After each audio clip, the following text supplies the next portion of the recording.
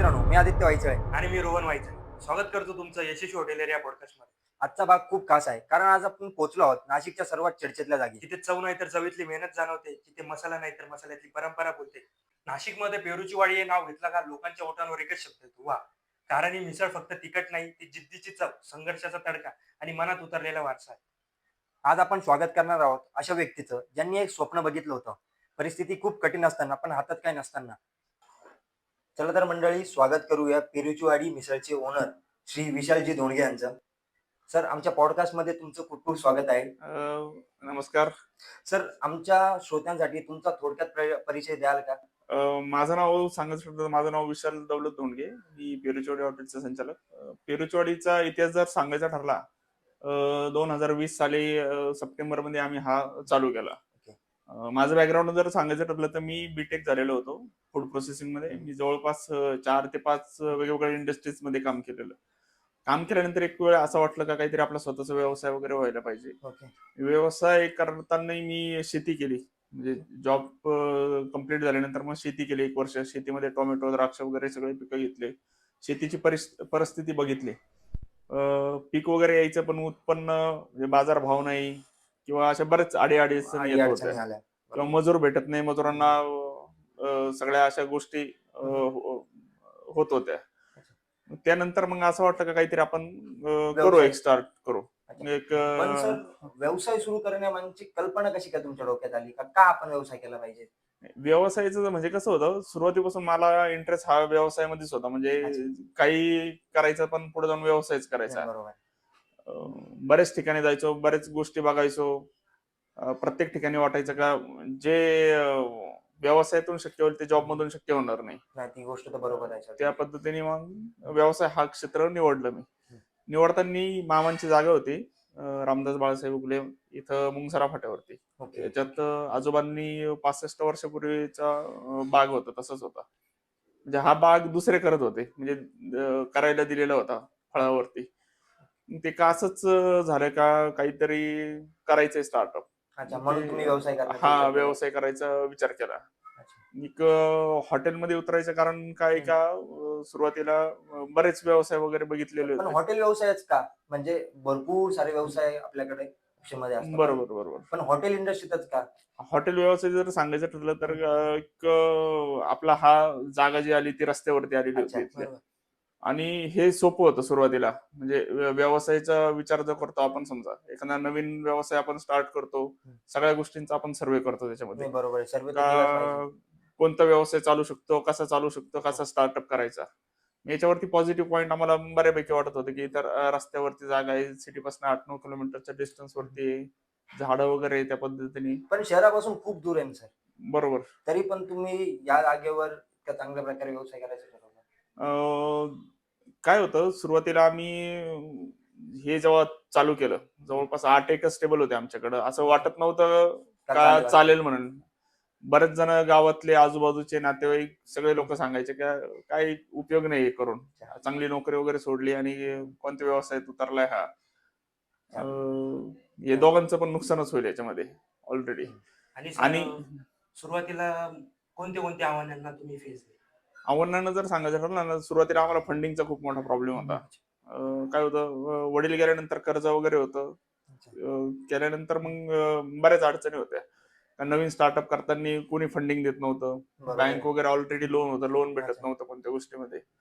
मग सुरुवातीला सोनं वगैरे तारण ठेवलं. त्यानंतर काही बँकिंगनी लोन दिलं, काहींनी नाही दिलं. असं हळूहळू करता करता काही मित्रांकडनं घेतलं. अशा पद्धतीने आपण सुरुवातीला 8-1 लाखापासून सुरुवात केली या अच्छा. व्यवसायाची. ओके. म्हणजे सर, सुरुवातीची तुमची आर्थिक परिस्थिती तर नाजूकच होती. हो, बरोबर. बरोबर. मग घरच्यांचा पाठिंबा कसा होता मग? घरच्यांचा पाठिंबा सांगायचं ठरलं, घरचा पाठिंबा कोणाचाच नव्हता. अच्छा. काय? फक्त सपोर्टमध्ये हं, हं. मामा आणि मी आणि आई होती. आमचे 3 ओके. जण मिळून ते सपोर्ट करत होते. हं, हं. बाकीचे काका वगैरे हं, हं. असो किंवा दुसरं कोणी असो, असे बरेच जण निगेटिव्हच सांगायचे आम्हाला, का काही अच्छा. करू नये. ऑलरेडी तुम्ही खड्ड्यात गेलेले तर अजून खड्ड्यात जायची वेळ येऊन जाईल तुमच्यावरती. अच्छा. नाही, बरोबर आहे. म्हणजे घरच्यांचा पाठिंबा खूप कमी प्रमाणात हां, होता. कमी आईचा प्रमाणात. आणि मामाचा हो, जास्त हो. होता फक्त. का व्यवसाय केला हो, पाहिजे. हो. अच्छा. त्या काळात कधी असं वाटलं का तुम्हाला की बस आता सोडून द्यायचं? काय जे आम्ही स्टार्टिंगला जे फेज मध्ये गेलो होतो, हम्म. म्हणजे काय होतं 2020ला आम्ही 19ला आमचं काम चालू झालेलं होतं. हम्म. काम चालू करताना बरेच फेजेस आलेले होते आम्हाला. म्हणजे आपली ही जी जागा होती ती रस्त्यापासून जवळपास 6 ते 7 फूट खड्ड्यामध्ये होती. खड्ड्यामध्ये होतं, मग बरोबर. खड्ड्यामध्ये असताना बऱ्याच गोष्टी आम्हाला फेस करावं लागलं, की बरेच जण म्हणायचे जागा जी खड्ड्यात असले ते माणूस खड्ड्यातच जातो. बरोबर. अशी लोकांची लोकांची कल्पना. कल्पना. आणि एक वेळेस आम्हाला वाटायला लागलं का अरे आपण जे करतोय ते होईल का नाही सक्सेस, अशा पद्धतीचं होतं. बरेच लोक सांगायचे आम्हाला की ऑलरेडी तुमच्यावरती कर्ज आहे, हम्म. तुमच्याकडे कशातच काही नाही अजून, आणि इतक्या लांब कसं काय चालू शकतं या गोष्टींमध्ये. बरोबर आहे. तर तुम्ही व्यवसाय सुरू केला. हो, जेव्हा तुम्ही पेरूची वाडी स्टार्ट केली, तर बरोबर. कसं आहे, नवीन-नवीन कस्टमर आपल्याला येत राहतात. बरोबर. त्यांचे फीडबॅक्स आपल्याला हो, मिळत हो, राहतात. मग हो. त्यांच्या नकारात्मक ज्या प्रतिक्रिया तुम्हाला मिळत होत्या, हम्म. त्या कशाप्रकारे तुम्ही हाताळल्या? सुरुवातीला जे होतं आम्ही जेव्हा चालू केल्यानंतर आहे हम्म. ना, बरेच लोकांकडनं आम्हाला फीडबॅक यायचा की तुम्ही आता चालू केलेलं आहे ठीक हम्म. आहे, तुमच्याकडे वॉशरूम वगैरे क्लीन वगैरे वॉशरूमची व्यवस्था नव्हती सुरुवातीला आमच्याकडे. मग हळूहळू जसे जसे आम्हाला लोकांचे सजेशन यायला लागले सगळ्या गोष्टींमध्ये, हम्म. मग आता बरेच जण म्हणायचे की आम्ही तुम्ही पेरूचं वाडी तुम्ही चालू केलेली आहे, मग पेरूचे पदार्थ वगैरे आता काहीच नाही तुमच्याकडे. मग त्यांनी सांगून मग आम्ही आईस्क्रीम वगैरे चालू केलेली.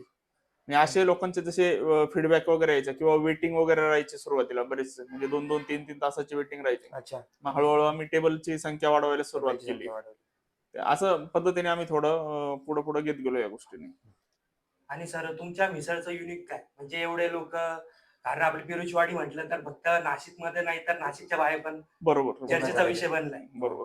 तर लोक म्हणजे तुमचं काय का असं त्या का? मागचं रहस्य रहस्य? काय आहे आता हे मिसळमधलं? स्टार्ट करायचं एक तुम्हाला सांगायचं ठरलं तर आता बरेच हॉटेल जेव्हा चालू केलं हम्म. आम्ही, सुरुवातीला जे होतं प्रोडक्ट डिझाईनचं आमचं काम चालू होतं. हम्म. प्रोडक्ट काय आता ठीक आहे, लोकेशन डिसाईड झालं, सेटअप तयार करतोय आपण, मग प्रोडक्ट कोणता डिसाईड करायचा. हम्म.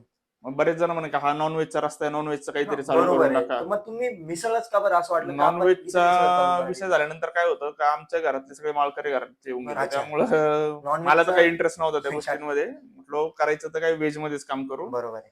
मग व्हेज मध्ये करताना पंजाबी फूड तर एक चॅलेंजिंग होतं इथं, नाही, का बरोबर आहे. चालेल किंवा नाही नाही चालणार, चालणार. कारण की काय इथलं सगळं शहरापासून ग्रामीण भाग आहे सगळा. आणि शहरापासून खूप नॉनव्हेजसाठी दूर आहे. चालतो. दूर आहे ना, मग एक विचार केला की लोकांना असं प्रोडक्ट तयार करून देऊ आपण का जो म्हणजे गरिबांना परवडेल पण आणि श्रीमंताला पण नाही, आवडेल. बरोबर आहे, बरोबर त्या आहे. पद्धतीने आपण मिसळ हा प्रोडक्ट डिसाईड केला. नाही, नाही. तुमची ही कल्पना एकदम योग्य होती सर. आणि मिसळ डिझाईन केल्यानंतर मग ती कशी बनवायची, मग चुलीवरती बनवायला सुरुवात केली. चुलीवरती मग घरगुती मसाल्याने आपण सुरुवातीला मिसळ बनवली. मग त्यानंतर मग काय काय करू शकतो अजून, मग भाकरी चालू केली मिसळ सोबत. बऱ्याच जणांना पाव वगैरे चालत नाही, त्यानंतर गुळाची जलेबी वगैरे चालू केल्या. असे एक एक एक एक प्रोडक्ट आम्ही पुढे जाऊन चालू करायला लागलो. सर कधी असा कोणता फेज तुमच्या लाईफ मध्ये आला का, म्हणजे व्यवसाय चालत असताना, हम्म, का असं वाटतंय का नाही आज नाही होते आपल्याकडून, हम्म, किंवा हम्म, थांबून घेऊया आपण, का आपण चालू तर केलंय हम्म. पण लोकांच्या ज्या प्रतिक्रिया आपल्याला मिळत होता, मग त्याच्यावर असं वाटलं कोणता दिवस असा आला का नाही आपण सोडून देऊ, इथे थांबून घेऊया? नाही, एक चॅलेंजिंग जर सांगायचं ठरलं ना, हम्म. आता आपलं हॉटेल जे होतं ठीक होतं, आपल्याला पण नाही, पार्किंगच नव्हती बरोबर आहे. सुरुवातीला. शहरापासून इतकं लांब आहे, बरोबर. लोक आपल्याकडे येतील का नाही याची गॅरंटी नाहीये. नाही. मग तरी पण आपण सुरुवात तर केली आहे. हो. आणि लोकांचाही सपोर्ट नाही, किंवा आपले जवळचे हम्म, किंवा हम्म, जेही असतील आपले, हम्म, हम्म. त्यांचा आपल्याला सपोर्ट मिळत नव्हता. तरी पण असं वाटत होतं की जेव्हा स्टार्टिंग केलं आम्ही, हम्म. काय होतं जवळपास म्हणजे 100 मधले 99% लोक जर तुम्हाला निगेटिव्ह सांगत असलं हम्म. तर तुम्ही पण त्या फ्लो मध्ये निघून जातात, हम्म. निगेटिव्ह होऊन जातो. हम्म.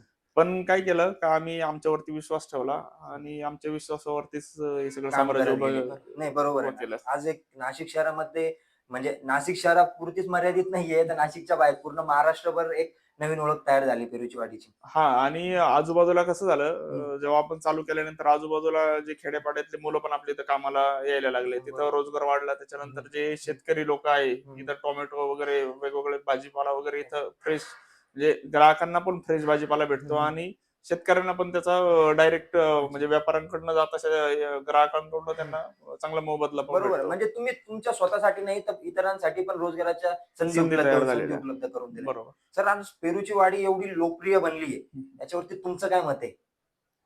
लोकप्रिय होण्याचं जर हम्म. कारण सांगायचं ठरलं तर जे आम्ही मनापासून लोकांची सेवा करतोय सगळ्या बरोबर आहे. गोष्टींमध्ये. जे तुम्ही पार्किंग पासून आल्यानंतर तर आतमध्ये पर्यंत सगळ्या गोष्टींना आपण म्हणजे काउंटर असो किंवा कोणत्या आपुलकीने ग्राहकांशी बोलतात, त्यांना विचारतो आपण सगळ्या गोष्टी. कशा पद्धतीचं आहे, काय अजून काही सजेशन वगैरे पाहिजे का, ओके. या गोष्टींचा आम्हाला बऱ्यापैकी फायदा होऊन गेला. व्यवसाय सुरू करताना तुम्हाला सुरुवातीचे सर्वात मोठे आव्हान कोणते होते?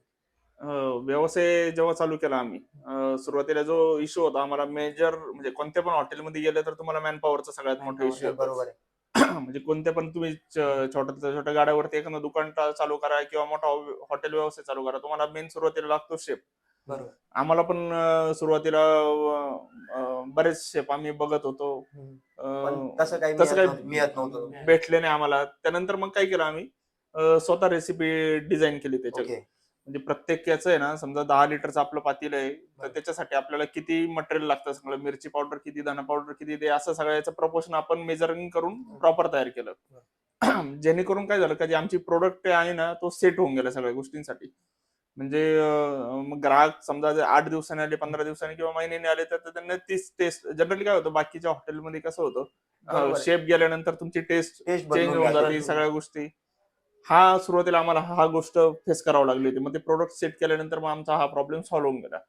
मग त्यानंतर आम्हाला जे फेस करावं लागलं, कधी पार्किंगचे इश्यू. काय, जी आपली जागा होती ही आपली स्वतःची होती, पण याला पार्किंगच नव्हती. पार्किंगच नव्हती. पार्किंग नसल्या कारणामुळे काय झालं का, बरेच लोकांचं लांबून लांबून येणारे जे लोक होते सगळे, त्यांच्या फोर व्हीलर वगैरे असतात. नाही, मग बरोबर पार्किंग आहे. नसले तर मग तुमचा हॉटेल व्यवसाय हा काही चालतच नाही, अशा नाही, ही पद्धतीचाच असतो. पार्किंग ही सगळ्यात महत्वाची गोष्ट आहे महत्वाची आपल्या. गोष्ट आहे. मग काय केलं, बरेच जणांनी आम्हाला अडून वगैरे बघितले या पार्किंगच्या गोष्टीसाठी. म्हणजे रेंट सुरुवातीला आम्ही 10,000 केलेला होता. 10,000चा 15 केला, 17 केला, असे 2 महिन्यामध्येच एवढा रेट वाढून दिला. असं केल्यानंतर मग एक वेळ आली, ती आम्हाला विकतच घ्यावी लागली कोणत्याही नाही, परिस्थितीत. बरोबर. कारण की साहजिक गोष्ट आहे ना, कारण की आपला जो व्यवसाय आहे तो पहिले कसं पार्किंग महत्वाची. हो, हो, हो. म्हणजे जर आपल्याकडे दुरून येणारे जे कस्टमर आहे बरोबर. त्यांच्यासाठी पार्किंग महत्वाची. म्हणजे ते रिलॅक्स हो, आपल्याकडे हो, थांबू हो, हो, शकतात. हो, हो. बरोबर. जनरली काय असतं, लोकांचं लोक 10-10, 12-12 लाखाच्या गाडीमध्ये येतात आणि आपली मिसळची प्राइस असते 100-120 रुपये. नाही, बरोबर आहे. मग त्या मिसळपेक्षा त्यांचं कॉन्सन्ट्रेशन ते नाही, पार्किंग, बरोबर कार आहे ना. सेफ असल्यामध्ये असतं. नाही, बरोबर आहे. कारण की लक्ष तर माणसाचं हो, लागतंच. हो, हो. बरोबर आहे. सर कसं आहे, आता व्यवसाय सुरू करताना अशी हे बघा, चुका तर होतच असतात बरोबर, प्रत्येकाचे. बरोबर. म्हणजे बरोबर. कुणी जरी व्यवसाय हो, सुरू हो, केला हो. पहिल्यांदा चुका येतच असतात. पण तुमच्याकडून अशी कोणती चूक झाली का? अशा काही चुका घडल्या का तुमच्याकडे? झाली होती. म्हणजे जर सांगायचं ठरलं ना तुम्हाला, नाशिक मधलंच उदाहरण आहे मोठं. नाव नाही सांगत मी तुम्हाला त्या गोष्टीबद्दलचं. पण मी जेव्हा चालू केल्यानंतर आमच्याच एक व्यक्तीने एक हॉटेल टाकलेलं होतं. आपल्यासारखंच होतं जवळपास. अच्छा, म्हणजे सेम मिसळच हा, केलेली पेरूची वाडी. सेम मिसळ पॉइंटच चालू केला. मग ते काय केलं, ते 2 महिने जवळपास आमच्या इथे येत होते. आमच्याकडनं माहिती करून घेतली सगळ्या गोष्टी, माणसं वगैरे सगळ्यांची कॉन्टॅक्ट अच्छा. करून घेतले. काय झालं, चालू केल्यानंतर मग खूप मोठा इम्पॅक्ट आमच्या याच्यावरती पडला. पडल्यानंतर मग आम्हाला सर्व्हाइव्ह व्हायला, म्हणजे असं वाटत होतं का तेव्हा आमचा बिझनेस जवळपास 80-90% बिझनेस आमचा कमी होऊन गेलेला होता या अरे! गोष्टींसाठी. मग ते आम्ही हळूहळू स्टेडी ग्रोथ करत करत, थोडा सर्व्हे करून, सगळ्या गोष्टी करून, मग ते आहे त्या लेवलवरती परत येऊन गेलो पुढे जाऊन. अच्छा, म्हणजे म्हणजे अशा म्हणजे कसं असतं, तुम्ही प्रामाणिकपणे काम केलं तर तुम्हाला ते बरोबर लॉंग आहे. टाइम असतं. लॉंग टाईम असतं. बरोबर. कारण की आपण जितक्या प्रामाणिकपणाने काम करू, हा, तितकं ते लोकांपर्यंत पोहोचणार आहे. बरोबर. आणि आपला व्यवसाय चांगला टिकवण्यासाठी आपल्याला तसं तर करणंच आहे. हो, हो, बरोबर हो. आहे. पहिला व्हायरल मुवमेंट तुम्ही कधी आहे? व्हायरल मुव्हमेंट म्हणजे कसं, आपण इतकी लोकप्रियता मिळवली, हा, क्राऊड बरोबर. आपल्याकडे यायला लागला. बरोबर. म्हणजे असा कोणता टायमिंग झाला का त्याच्यातूनच क्राऊड आपल्याकडे यायला लागला? कधी असं क्राऊड. जाणवलं का? नाही, आता आपला व्यवसाय धंदा एकदम सेट होतोय, बरोबर. चांगला लोकांपर्यंत पोहोचतोय, तर हा. मग क्राऊड आपल्याकडे येतोय. काय झालं, आम्ही कधी जे वाटलं जेव्हा? हे आम्ही चालू केल्यानंतर हं, जवळपास 1 वर्षानंतर आहे ना, हं. आम्ही जे चालू केलं, सुरुवातीला आम्ही चालू करणार होतो जेव्हा म्हणजे कोविडची पहिली फेज होती. आम्हाला आठवतंय चांगलं की पाडव्याला आमचं ओपनिंग होतं, गुढीपाडव्याला. गुढीपाडव्याला. आणि त्याच्याच 3 दिवस अगोदर लॉकडाऊन लागलेलं होतं हां, सुरुवातीचं, बरोबर. फर्स्ट फेजचं. म्हणजे आम्ही ओपनिंग करणार आणि म्हणजे आमचा पहिल्याच बॅड लकचं सांगायचं ठरला. जेव्हा ओपनिंग करणार होतो आम्ही, पत्रिका वगैरे छापली, सगळीकडे इन्व्हिटेशन पाठवले लोकांना की असं असं या दिवशी आमचं इनॉग्रेशन करणार आहे आमच्या इनॉग्रेशन करणार. हॉटेलचं. बरोबर आहे. पण न्यूज आली का 3 दिवस अगोदर की लॉकडाऊन लागणार लॉकडाऊन आहे. लागणार आहे. मग ते आमचे सगळे होप्स वगैरे सगळे त्या ठिकाणी तुटून गेले. तुटून गेल्या. मग परत आम्ही 6 महिने म्हणजे हॉटेल असं पडल्यासारखं कसं म्हणतो आपण, त्या पद्धतीचं आमचं हॉटेल तसं राहिलेलं होतं. म्हणजे टेबल अस्तव्यस्त ठिकाणी पडलेले होते. ते आजूबाजूचे सगळे म्हणजे पक्षी प्राणी आपल्या इथं हे झालेले होते, तिथंच तयार झालेले होते सगळ्या गोष्टींमध्ये. मग पुन्हा जी पहिली फेज गेल्यानंतर मग आम्हाला ते रिकव्हर करता करता पुन्हा 2 महिने गेले. अच्छा. नंतरून चालू केलं. मग परत सेकंड फेज आली. हो. सेकंड फेज मध्ये पण आम्हाला जो बिझनेस डे होते आपले, म्हणजे शनिवार रविवार जे गर्दीचे दिवस बरोबर. असतात, त्या दिवसांमध्येच हॉटेल बंद ठेवावं लागत होतं.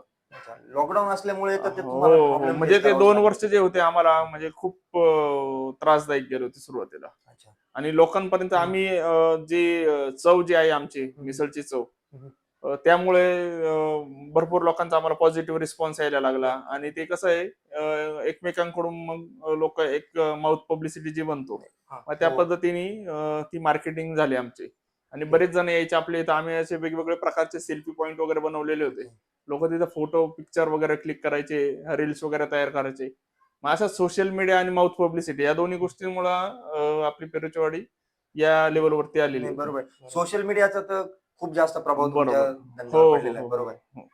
सर कसं आहे, आज पेरूची वाडी एक ब्रँड म्हणून ओळखला जातो. म्हणजे असं बरोबर. थोडक्यात म्हणायचं ठरलं तर. कारण हां, कसं आहे, नुसती नाशिक पर्यंत तर मर्यादित नाही नाही. राहिली. संपूर्ण महाराष्ट्रभर पेरूची वाडीने कव्हर केले. आज बरोबर. तुम्ही अनुभवले असेल, खूप दुरून-दुरून कस्टमर तुमच्याकडे येत म्हणजे असतील. आमच्या इथलं सांगायचं ठरलं तर हं. बरेच जण परदेशातले पण आपल्या इथे येतात. अच्छा. आणि असे कस्टमर आहे का ते रिपीट येणारतले. म्हणजे ते बरोबर. आपल्या नाशिकमध्ये असं वाईन कल्चर पण आहे. हो. त्यानंतर जे कुंभमेळा वगैरे असतो हं. त्या पद्धतीने असे बरेच विदेशी पर्यटक आपल्या इथे येत असतात. नाही, बरोबर आहे सर. आल्यानंतर मग ते आपल्या इथं एकदा व्हिजिट करतात. हं. त्यांना आवडल्यानंतर ते परत रिपीट वगैरे नाही, होतात. बरोबर आहे ना. बरोबर.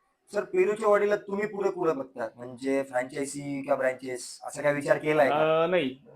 जनरली म्हणजे आम्ही सुरुवातीला पार्सल पॉइंट वगैरे चालवलेलं होतं. अच्छा. त्यात काय व्हायचं, हं. जे आपण इथं लक्ष देतो, हं. ते बाहेर ठिकाणी लक्ष होत नाही तेवढ्या त्या पद्धतीचं. आता बऱ्याच ठिकाणी तुम्ही फ्रँचायझी मॉडेल बघू शकता. बरोबर. चांगल्या चांगल्या ब्रँडचं काय होतं, जी मेन ब्रांच असते ती त्या लेवलवरती चालते, ती सेकंड ब्रांच ती चालत नाही. चालत नाही. बरोबर न आहे. चालायचं कारण काय असतं का, जी आपण ज्या ठिकाणी लक्ष देतो 100%, ते 100% लक्ष दुसऱ्या फ्रँचायझी मॉडेलमध्ये कोणी देत नाही. हो, बरोबर आहे. त्यामुळे मग आम्ही तो फ्रँचायझी मॉडेल हा काही तयार केलेला नाही.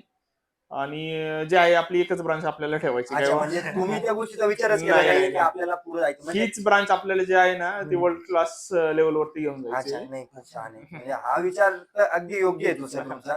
का नाही? सर, नाव चव आणि वाढसाठी कोणासाठी दिलेली आहे?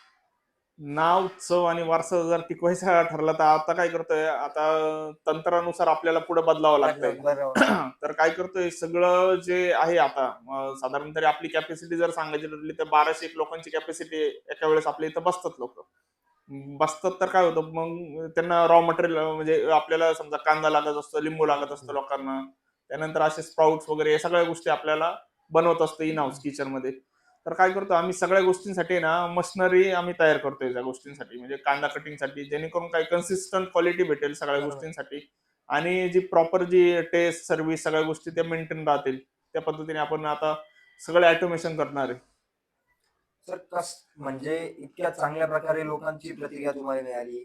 तुम्ही एक छोटा धंदा खूप मोठ्या लेवल पर्यंत घेऊन गेले. बरोबर. तर कसं आहे, आज घरच्यांची प्रतिक्रिया काय वाटते? का जे तुम्हाला नाही बोलत होते, का तू या व्यवसायात उतरूच नको किंवा तुमच्यासाठी बनलेलाच नाहीये. तर आज काय वाटतं? आज ह्या लेवल पर्यंत तुम्ही ह्या पोहोचलेला आहे. लेवल पर्यंत म्हणजे जर सांगायचं ठरलं ना, आता जे आम्हाला सांगत होते काही आपलं काम नाही किंवा तू हे कशाला करतोय, नाही सक्सेस होणार, ते लोक आज माझ्याकडे नाही, विकेंडला मला फोन करतात आणि ते त्यांचे नातेवाईक वगैरे कोणी आले का ते सांगतात की यांचा नंबर लावून दे. नाही, बरोबर आहे.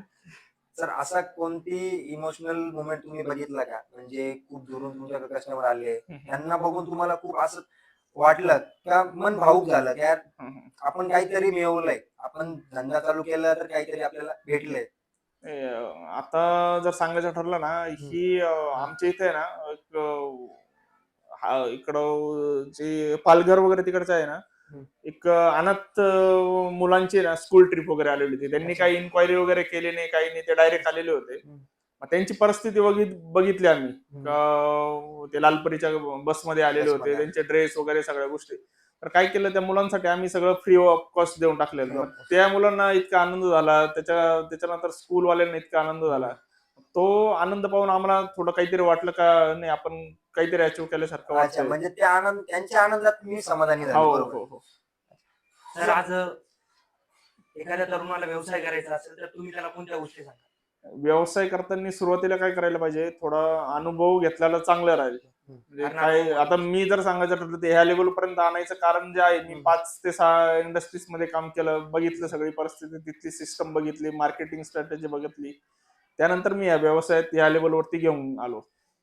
मुलांना सांगायचं जर ठरलं तर थोडा म्हणजे पेपर वर्क करायला पाहिजे त्याला पाहिजे. सुरुवातीला. का प्रत्येक गोष्टीची कॉस्टिंग किती बसते, आपण ब्रेक इव्हन केव्हा करू शकतो, आणि आपलं बजेट काय, आपलं टार्गेट काय, या सगळ्या गोष्टींचं नियोजन आपण सुरुवातीला जर व्यवस्थित लावलं तर निश्चित आपण व्यवसायामध्ये सक्सेसफुल होऊ नाही, शकतो. बरोबर.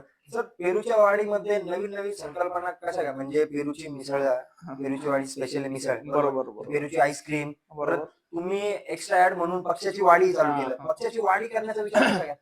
काय होतं, सुरुवातीला मी हा. जे चालू केलं ना, माझ्याकडे फक्त काही मिसळ पॉइंटच होतं, बाकी दुसरं काही नाही. मी जेव्हा चालू केलं माझ्याकडं मसाला छास वगैरे नव्हता, लस्सी नव्हती, काहीच नव्हतं. म्हणजे फक्त लोकांना मिसळ द्यायचो, बाकी काहीच पदार्थ देत नव्हतो. मग हळूहळू लोकांची रिक्वायरमेंट यायला लागलं मला, की नाही सर, लहान मुलं असतात त्यांना गोड काहीतरी पदार्थ पाहिजे. मग गुळाची जिलेबी चालू केली. गुळाची जिलेबी चालू केल्यानंतर मग वयस्कर लोक यायचे, त्यांना पाव वगैरे चालत नाही, भाकरी वगैरे चालू केली. म्हणजे कसं, ग्राहक आम्हाला जे रिक्वायरमेंट करायचे आणि जे आम्हाला वाटायचं का नाही ही करणं गरजेचं आहे, मग त्या पद्धतीने आम्ही तो एक एक पाऊल पुढे घेत गेलो. सुरुवातीला मिसळ चालू केल्यानंतर मग पेरूचे पदार्थ पाहिजे, काहीतरी पेरूची वाडी आहे म्हणजे काहीतरी पेरूचे पदार्थ पाहिजे. सुरुवातीला आम्ही पेरूची आईस्क्रीम चालू केली, जी आईस्क्रीम अशी की आपण त्याच्यावरती मीठ मिरची वगैरे टाकून आपण ग्राहकांना सर्व करतो. अच्छा. त्यानंतर पेरूचा ज्यूस चालू केला. त्यानंतर पेरूची लस्सी पण चालू केली. अजून सांगायचं ठरलं तर पेरूचा चहा, लोक असं विचार करतात की पेरूचा चहा म्हणजे हा काय प्रकार नाही, आहे बरोबर आपल्या आहे. इथे. कारण की नवीन काहीतरी ना. हा, म्हणजे लोकांना असं वाटतं का पेरूचे फोडी कट करून चहामध्ये टाकतात की काय, असं बरेचसे लोक विचार करतात या गोष्टींसाठी. पण तसं काही नाही, आपण पेरूचे पाने वगैरे टाकून त्याच्यात मसाला वगैरे टाकून आपण तो सर्व करतो. त्यानंतर आपण पेरूची पान पण आपण ग्राहकांना देतो. म्हणजे पेरूचे असे पान. युनिक प्रोडक्ट आपण तयार केलेले की जे लोकांना काहीतरी नवीन टच नवीन. देतात सगळ्या गोष्टींचे. बरोबर आहे. आणि दुसरं सांगायचं ठरलं तर पक्ष्यांची वाडी. काय होतं, झाडं झुडपं होते, जंगलासारखं होतं आपल्या इथं बागेत आल्यानंतर. मग बरेचसे असे बाहेरचे पक्षी वगैरे यायचे आपल्या इथं, बसायचे, लोकांना आनंद व्हायचा ते बघताना. एक तसाच विचार केला की आता हे आहे तर मग झाडं झुडपं आहे, तर मग पक्षी आपण इथे ठेवू, एक्झॉटिक बर्ड्स वगैरे, जेणेकरून बऱ्याच जणांना बघायला भेटते नाही इतके बरोबर. जवळून पक्षी प्राणी. बरोबर आहे. मग आम्ही सुरुवातीला मग लव्ह बर्ड वगैरे झालं, कोकटेल, असे जे घरोघरी लोकांच्या इथं असतात ते पक्षी ठेवायला चालू केलं. मग असेच मग हळूहळू सगळं सेटअप वाढवत गेलो. त्यानंतर दुसरं सांगायचं ठरलं तर बोटिंग. बोटिंग ही संकल्पना आपण महाराष्ट्रात जर सांगायची ठरली, जी राऊंडवाली बोटिंग, बरोबर. ती आपणच घेऊन आलेलो आहे. नाही, कारण की तुमच्या ज्या संकल्पना आहे हा. त्या आपल्या नाशिकमध्येच नाही, तर बाहेर पण कुठेतरी नाहीच आहे. नाही नाही. त्याच्यामुळे हो. म्हणून ते कसं नवीन नवीन जे बाहेरचे कस्टमर असेल किंवा आपल्या जवळपासचे असेल, त्यांनी कधी बघितलेलं हो, नाहीये, हो, त्यांना हो. अनुभवायला मिळतात. बरोबर. बरोबर. जर सांगायचं ठरलं तर म्हणजे माझं कसं होतं का, मी भरपूर ठिकाणी फिरलेलो होतो सुरुवातीला. म्हणजे मी जॉबला जेव्हा असताना केरळ गेलो, कर्नाटक, आंध्रा, नॉर्थ वगैरे. मग तिकडं बऱ्याचशा गोष्टी मला बघायला भेटल्या. बरोबर आहे. मग त्या अनुभवातून मी काहीतरी नवीन नवीन प्रयत्न करत गेलो. अशा पद्धतीचं आपण नवीन नवीन तयार करत असतो. अच्छा, म्हणजे इतक्या सगळ्या गोष्टींचा तुम्ही पहिले हो हो अनुभव हो, घेतला, अनुभव वगैरे सर्वे घेऊन केला. सर्वे केला मग त्यानंतर. त्याच्यानंतर हो हो. आज ज्या तुम्ही स्टेजला बसलेले, हा, या सगळ्या गोष्टींचा अनुभव घेतला आणि मग सक्सेसफुल झाले. बरोबर बरोबर. बरोबर तर कसं आहे, आता नवीन जो युवा वर्ग आहे आपला, बरोबर, बरोबर. तर तुम्हाला असं वाटतं का त्यांनी हॉटेल इंडस्ट्रीमध्ये उतरलं पाहिजे की नाही? नक्कीच उतरायला पाहिजे. हॉटेल व्यवसाय हा आता सध्या खूप ग्रोईंग व्यवसाय आहे आपल्या नाही, बरोबर. क्षेत्रामध्ये. कारण की जनरली काय झालेलं आहे, लोक घरातून बाहेर, सुरुवातीला जे आपल्याकडे होतं गहू यायचे, जात्यावरती दळायचे, मग लोक जेवण करायचे. बरोबर. पुढे जाऊन गिरणी आले, मोठे गिरणी झाल्यानंतर मग आता घरोघरी घरघंटी म्हणून ती गिरणी आलेली आहे. हो, बरोबर. त्याच्याही पुढे आता जर सांगायचं ठरलं तर आता लोक 5 किलोचे पॅकेट वगैरे घेतात डायरेक्ट गव्हाचे. हा, बरोबर आहे. ते त्यानंतर सर्व अजून readymade जर पुढे सांगायचं ठरलं तर आता मशिनरी पण आलेल्या, पोळ्या बनवायच्या मशिनरी आलेल्या आहेत. त्यानंतर तुमचं जर सांगायचं ठरलं का फ्रोझन चपाती पण आलेली, म्हणजे तुम्ही फक्त तव्यावर गरम करायची आणि सर्व करायची. हा, बरोबर आहे. म्हणजे इतका बदल या गोष्टींमध्ये घडत गेलेला आहे. म्हणजे ही डेव्हलपमेंट जवळपास 10 ते 15 वर्षामध्ये इतक्या लेवलवरती घेऊन गेलेली आहे. तर अजून पुढे ही जे व्यवसाय आहे आपला, म्हणजे जनरल याला काय म्हणतात, हॉटेल व्यवसायाच्या संदर्भात सांगायचं होरेका म्हणून ही कॅटेगरी आपण म्हटली जाते.